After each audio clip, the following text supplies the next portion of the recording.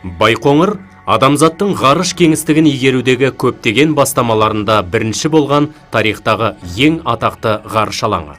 Оның іргетасы 1955 жылы Қызылорда облысы Қармақшы ауданының аумағында қаланған. Тұңғыш жердің жасанды серігі, қуатты ракета және адамзаттың алғашқы ғарышкері Қазақ жерінен Байқоңырдан ұшырылған болатын.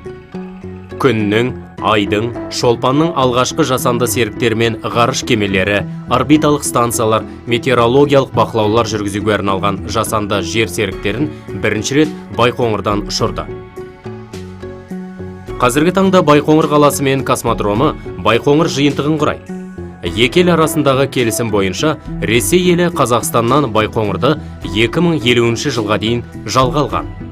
Байқоңыр ғарыш алаңынан бірінші ұшқан алғашқы қазақ ғарышкерлері Талғат Мұсабаев және Тоқтар Әубәкіров еліміздің ғарыш саласындағы елеулі қайраткерлері.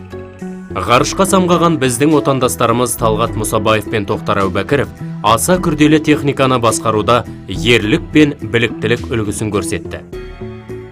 Алғашқы қазақ ғарышкері Тоқтар Әубәкіров ғарышқа 1991 жылы ұшты.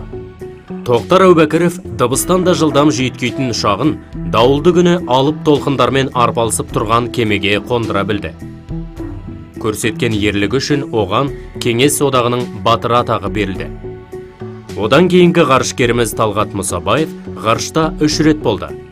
Ол 1994 жылы ғарыш кеңістігіне ұшқанда 126 тәулік болды. Ал 1998 жылы халықаралық экипаждың командирі болды.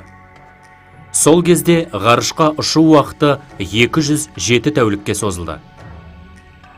2007 жылы 11 сәуірде Талғат Мұсабаевты Қазақстанның ұлттық ғарыш агенттігінің төрағасы ретінде сайлады.